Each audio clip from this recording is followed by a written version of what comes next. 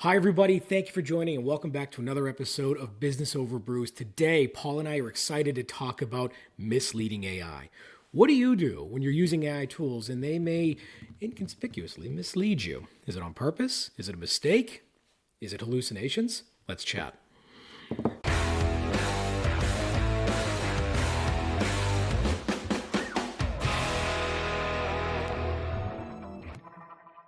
Paul, thank you again for joining. It's a beautiful sunny Saturday, but you know what? I'm glad we're indoors making these episodes, drinking some coffee. How you doing? I'm good. You just inspired me to maybe we should record one of these ones outdoors. Oh, I'm not bringing all this gear outdoors. It's too Mm. much work. Plus, the sun doesn't do too well on my skin. It's the Massachusetts way, huh? It's the lighting. That's what I get for my Irish roots. So today we are talking about misleading AI. This could be a quick episode, I think. But what do you do, or how do you know when AI is misleading you? So every time you use ChatGPT, there's a little blurb on the bottom that says, please fact check what you're getting. We can generate hallucinations. There are disclaimers that are in these AI tools where you're asking questions for research and information or searching for different types of insights. But what happens when the AI misleads you in areas you were not expecting?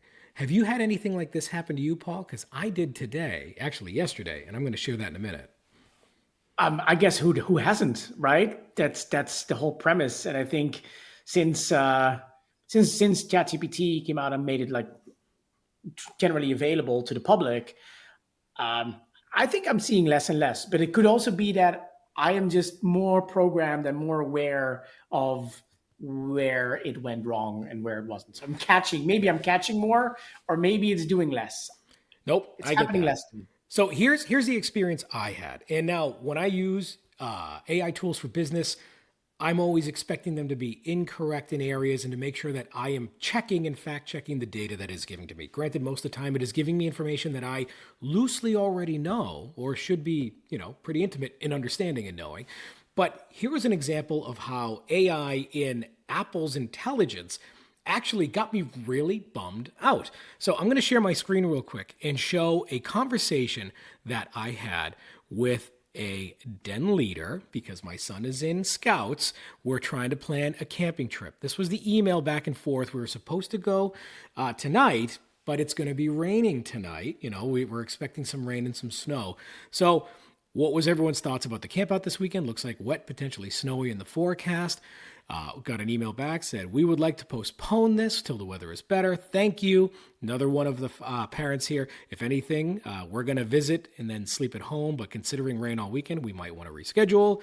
And then I made a comment saying, with the weather looking poor, I would love if we could postpone this to a weekend. And I specifically said, I do know that we will be traveling April 5th. We wouldn't be able to make that date. Joe's response was, okay, we'll postpone and we'll have to see how this fits into the spring schedule. The next morning, I woke up to this in my inbox from Apple. And it was from the Den Campout and said, Den Campout postponed until April 5th due to the weather. And I got bummed. It's like, why did they pick the weekend that I specifically said I wasn't available for? But when I dug into the email, there was no reply yet. That last email I received was, we're going to postpone until we can figure out a better date. And from this summary, I was like genuinely bummed for like 10 minutes until I actually read the email. So this is a little bit of a misleading approach to giving you an overview. I have yet to see anything this extreme yet in other areas, but Paul, we use applications like meeting, note generating tools like Granola or Zoom meetings. Something like this being represented, if not caught and corrected, can cause a serious conflict depending on how many people are involved in the conversation and what the conversation could be about. Oh, 100%. For me, when I look at these things, like I think I'm not sure if this is an AI problem or just an Apple intelligence problem. Um, I think I'm actually really surprised of how long it took Apple to come out with AI features in its OS, in iOS and macOS, embedding it into Siri. And to be fair, like it's been a very superficial implementation. Like I don't want to discredit the hard work that's gone into all of that because it's not easy to build to have a very complex ecosystem of products and then actually really enhance it with AI. I've worked on these projects before. I just, all the people at Apple, wonderful, keep going at it. And I know it's super hard. Um, but it is generally a little bit of a shame that Apple Intelligence just doesn't really deliver on the results. If I look at how Gemini is integrated across all the Google products, it's done so much better. I find the same thing. I get a lot of these kind of like summaries from Apple Intelligence that, yeah, they kind of like not really hit the mark. They're kind of just a bit off. Yeah. But then again, I am confident that Apple will figure this out and make it better. I hope also that they're going to be able to get Siri much more part of their entire ecosystem. So we have some good news there. I don't have the articles up in front of me, but there's a lot of concern at Apple for the exact same reason. They feel like they were caught sleeping. They did not develop the technology as people expected. They did not develop the technology as well as they advertised in all of the advertisements they shared for the latest iPhone that came out that was going to be Apple Intelligence ready, whatever that meant.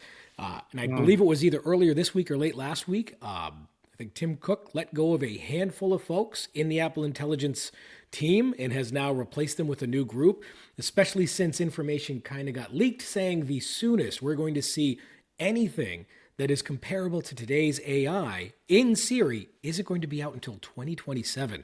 And that, in today's technology, that's deadly. And I've seen the impact a bit on the stock price based on those types of announcements. Granted, Apple, as far as I'm concerned, everyone has their slumps, everyone has their hits. I believe that they're going to be able to turn around and deliver a great product, but this is a serious hit right now. I am an avid Apple user. I'm a convert. I used to be all over Windows and Microsoft, and I converted to Mac like about 10, 12 years ago, I think. And it's been wonderful, but I must say, like, it's the more I see the Samsung phones that come out and look at the Google, how Google is working on its tools, the more I'm actually moving over into those spaces. Apple Intelligence is not as great as Gemini. The iPhone is the same phone every year, but with a different camera. I'm not seeing the innovation that we're used to see, but I think that's just kind of like that's banging the drum that we hear in the media all the time since basically Steve Jobs passed away. I know. I suppose. But sorry, go ahead.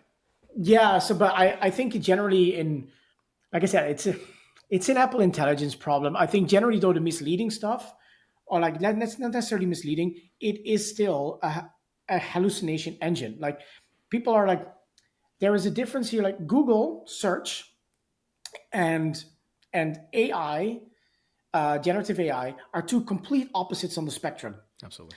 Google search is like a librarian that's going to find you the right book with the right passage in the book for whatever you need. And then you can figure out, and it gives you a whole list of them, and you can figure out what's what. Generative AI is made to take sources and dream up what potentially, probably would be the answer, right? Again, very technically, the models do nothing else than when it puts a letter on paper, based on the prompt it gets, it puts a letter on paper and predicts what the next letter is, what the next character needs to be. It's a prediction engine. And naturally, it will be hallucination. Like if you take all the hallucination out of generative AI, there's no generative AI. There's nothing. There's no creativity, But then again, and this is where I think it's painful for the examples that you have, there are plenty of examples where the results are absolutely brilliant. And what I'm really surprised with is that Apple Intelligence very clearly is a wrapper on top of ChatGPT. It even allows you to log into your own ChatGPT account. And even when you ask like Siri a question, it's going to ask you to like, can I use ChatGPT for this? And then you have to give it permission to do so. Yep. So I think this is it might go down in history as one of those things where like Apple kind of indeed just dropped the ball and didn't deliver on the expectation that a technology company like Apple, carries.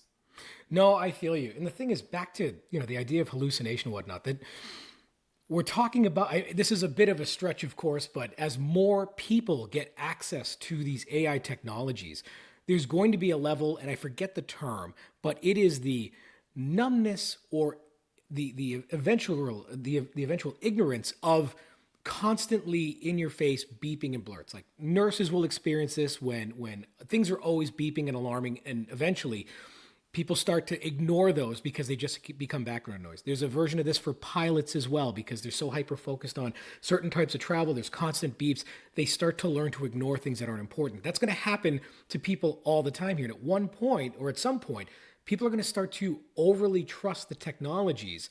And then I don't know what is better, an AI that is only right half the time, so I know I always got to check it, or an AI that is right 90% of the time, and then I become numb and take everything it says at face value. You know what I mean? I'm not sure which one is better until we can figure out what kind of governance and controls go in place to check that content to give you either a confidence level of how accurate or correct it is. Still a lot to be figured out here, you know?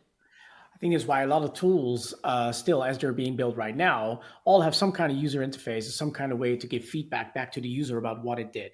Yeah. For me, an AI is like hiring a really, really smart intern or someone who just graduated from college, someone who knows how to write stuff really well, has general life experience, but doesn't know much about your business and doesn't know much about what your preferences are. And you need to teach those people. And when you hire these folks, you give them all kinds of tasks and you look at the work that they did before you hand it over to wherever it needs to go. You check it. It's like, oh, hey, I'm done. Okay, give it to me. I'll have a read. Yeah, this is fine. Thank you. And you check it once or twice or three times. And then you're like, as I always say, like once is an accident, twice is coincident, three times is a pattern. And so the same thing goes for good stuff. Once it's the first time is good, okay. Second time is good, could be luck. Third time is good, it's probably fine. And then I stop checking the work for this new person, and I pass it on. But then also I start to realize this thing, this person can do more tasks. Same thing with AI. Can I give it more complex tasks? And you'll find that you'll hit certain points where AI is just not great. Math, AI is not great. So don't use it for math. I see too many people out there saying like, I'm not going to use AI because it doesn't do math well. It's like, but what if you don't need it to do math? What if you needed to do something that it does really well, like just, I don't know, summarizing long articles? Like, fine. And this is also part of like, then go back to like maybe back in my academic world where when you read summaries, and I've seen interesting nugget. We always need to be fact checking by ourselves. Yeah. I use the app Cider a lot, cider.ai, to summarize. It's a Chrome plugin. It's fantastic. And it just summarizes whole news articles for me. But I don't take the summary at face value. I read through the summary and there's a lot of just blah. And then I see an interesting point. And then I go into the content and find exactly verbatim what has been said about that point, because I want to double check before I sit here talking to all of you fine people, with you, Chris, that what I'm saying actually is what they said and not what Cider made up about that article. So we do need to go back and check our sources if we want to be 100% sure. So it sounds like what you're saying is I should not use AI to babysit my children when I go out to dinner and teach them math, right? So that's a no-go.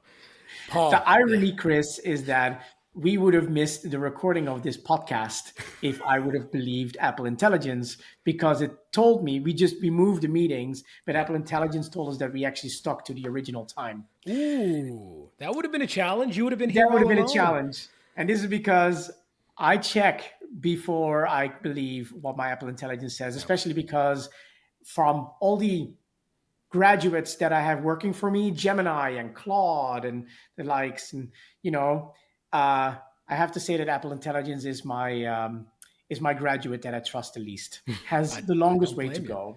But I think there's potential there because it comes from a very, very, very good family. Trust but verify is kind of what I'm hearing.